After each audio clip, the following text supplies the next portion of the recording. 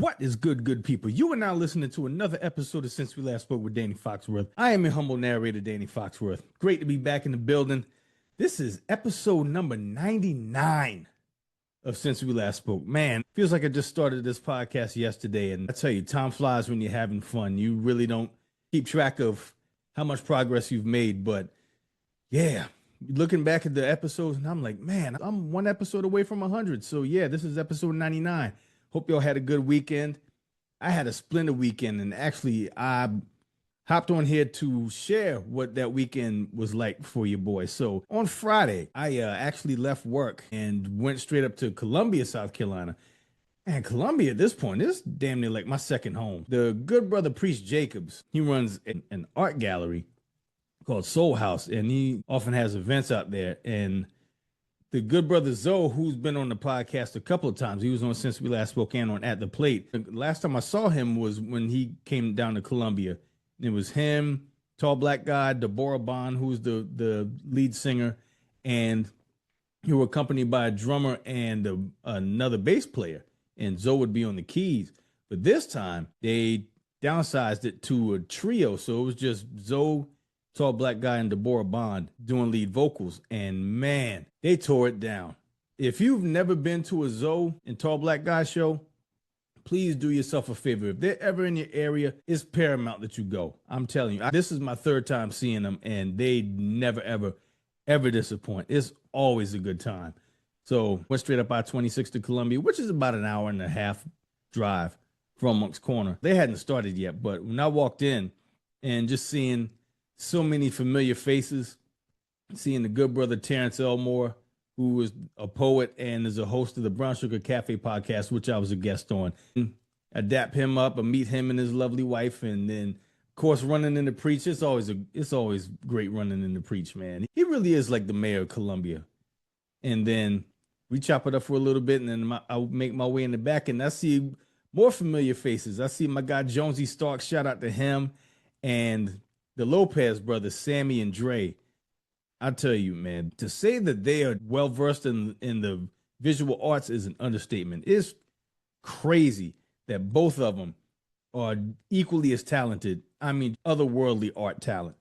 And it was always good chopping it up with them. And we just got into talking about podcasting, and we're just asking each other questions. Dre was asking me questions about podcasting, and it feels good to hear people you know giving you kudos and giving you praise for your podcast. I'm not going to lie to you. That felt good to hear. And yeah, Dre, Sammy, I'm definitely going to hit y'all up to get some art from y'all to put in the house. So as always, good seeing y'all. And all those people I met through Priest Jacobs. And of course, my homegirl Raina was there. She's always front and center whenever they're performing, and she had her dancing shoes on and she was getting down, and seeing all these other faces like my man Dalvin Span, shout out to you. It's just a good, fun, black ass time. And Preach actually performed before Zoe and them went on. He performed with a DJ and a keyboardist, and I'd never seen him perform backing live instrumentation. That was super cool to see, and he would just have these anecdotes in between tracks, and it was like a real good Tiny Desk feel to really perfectly describe what the vibe was like. So Preach performed for about 20 minutes, and then Zoe, tall black guy, and Deborah Bond took the stage, and they tore it down for about an hour. They were just going over some classics. As soon as they let off, I believe they let off with I Can't Help It by Michael Jackson, which is my all-time favorite MJ song. Then went from that to Patrice Rushen, You Remind Me.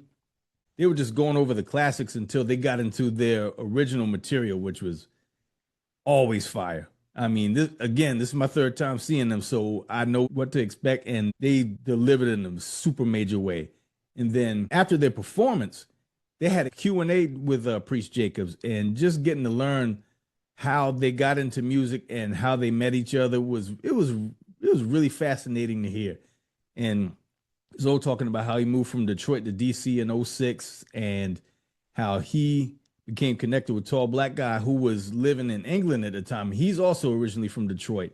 And then how they formed a bond before music. And then Preach was asking Deborah Bond how she got into music, and then how they all connected. And it was really interesting to hear. And hearing people in the audience whenever it was time for listener questions, hearing them give the group their flowers. And this one guy in particular got up. He was talking about how, oh gosh, I can't remember the song he listed, but he was like, man, that's me and my wife's go-to jam when we go to the roller skating rink.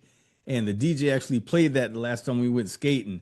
And then it was that song, and there was another song. He was like, thank you for that song. I think it was like Make Love to Me with Intention. And he was like, yeah, that was a good night playing that. He's like playing that for my lady. And some good things happened that night. So shout out to them, man. You know, the power of music is something. And again, that was just an incredible night Friday. And so after the Q&A was done, they did a meet and greet, and we were selling merch and stuff. And it was great to chop it up with Zoe again. He's coming back on the pod soon. We got to come up with a day where we can link up and record again, because it's always good, talking with him. Because he's a bad Tubi movie enthusiast like myself. It's like every time we talk, we either talk about his Detroit Tigers or we talk about bad Tubi movies that we saw.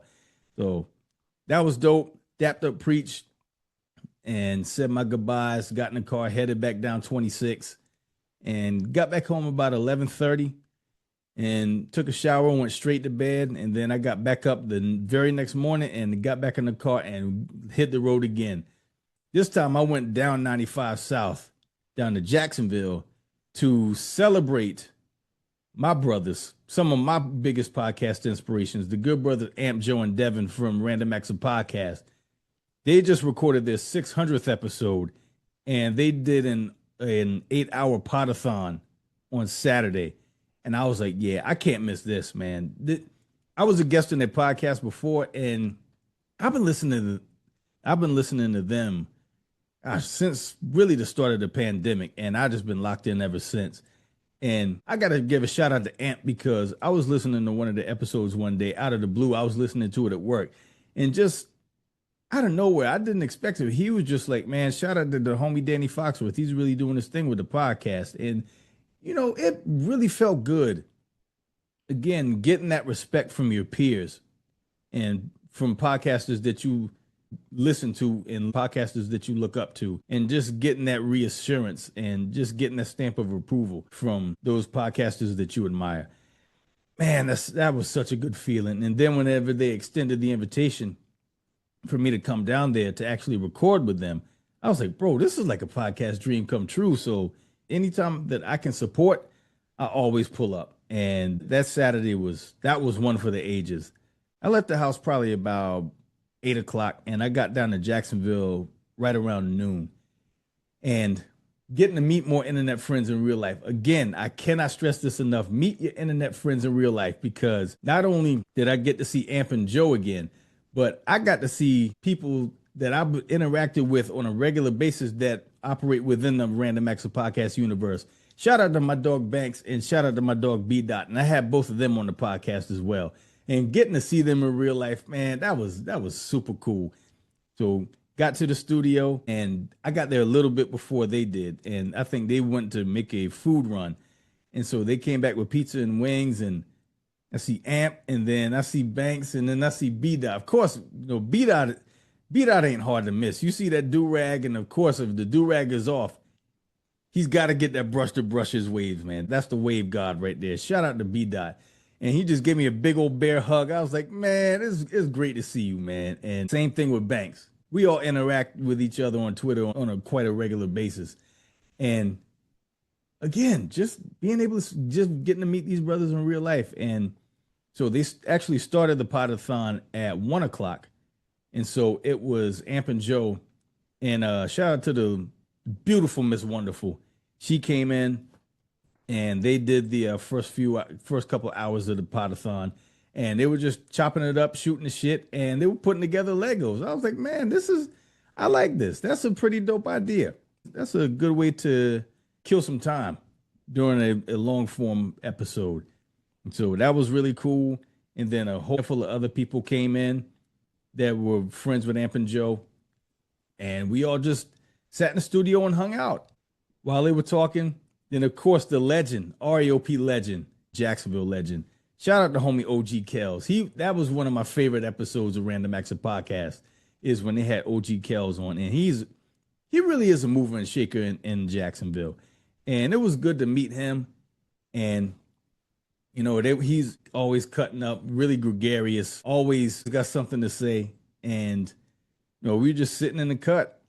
And shout out to Amp for bringing in the Publix wings, dog. I ain't had Publix wings in so doggone long. And some Papa John's, man. We ate good. We drank good. I mean, I had sweet tea. I didn't really partake in the other libations, but after they finished their portion of the live stream, then it went to me and Banks and B Dot and the aforementioned OG Kells.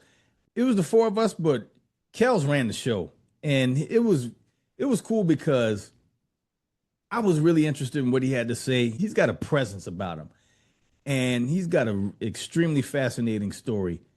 And just hearing him talking about what he was like moving in the streets when he was in his teens, and just like the things he was doing in the streets, and then parlaying that from going from that to rapping to the man actually literally owns a farm now. It's crazy. Like his career arc is something to be studied. But yeah, shout out to OG Kells, man. He was giving out a lot of game during our recording. And after we finished recording, we were on live for maybe about an hour and 15 minutes. Then once we wrapped up, then I looked at the clock. I was like, all right, it's about time for me to get out of here, because I had to leave about between 5 and 6 o'clock. And by the time we finished, it was like 5:45. So I was like, yeah, it's about time for me to just say my goodbyes, take pictures with everybody, and then I was going to get in the car and head back up 95 to get back home at a decent hour, because look, I'm about to be 45 years old. I can't be hanging out late like the rest of the crew can. So shout out to Amp and Joe.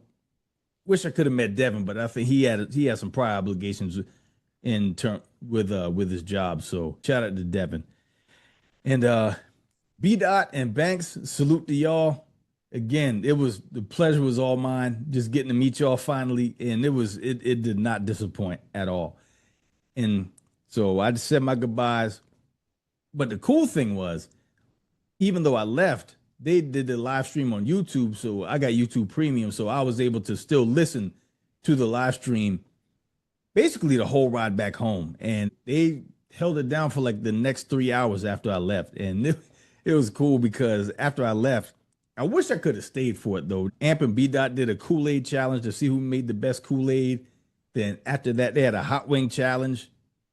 And then after the hot wing challenge, this was probably my favorite part of the event.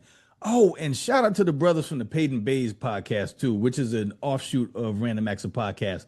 Getting to meet them good brothers in real life as well. So shout out to them. But my favorite part of the live stream was when Amp and Joe had a lie detector test. There was a beautiful lady came in with a polygraph and strapped their arms up, and she just read off a battery of really nutty questions. And I was glued to the edge of my seat the whole way back home on 95. Funny as hell. So yeah, kudos to Random Acts of Podcast for 600 episodes. Here's to 600 more. I'm extremely proud of y'all guys, man. Seriously. And I cannot say it enough. Ant, Joe, Devin, thank you for everything you've done. And thank you for just being such accommodating people. And thank y'all for showing love. And yeah, I think that's pretty much it for this episode. So I'm going to put a bow on this one. Thank y'all for listening to Since We Last Spoke with Danny Foxworth. Make sure you like, download, and subscribe to Since We Last Spoke. So make sure you subscribe to my YouTube channel. You can find my channel at Danny Foxworth 843. There you can find videos for every episode of this podcast, as well as my baseball podcast, At the Plate with Danny Foxworth, my candle podcast, A Wicked Good Time with Danny Foxworth, and Growing Up with Liz and Danny. So thank you all for listening to Since We Last Spoke with Danny Foxworth. And until next time, y'all be good. Peace.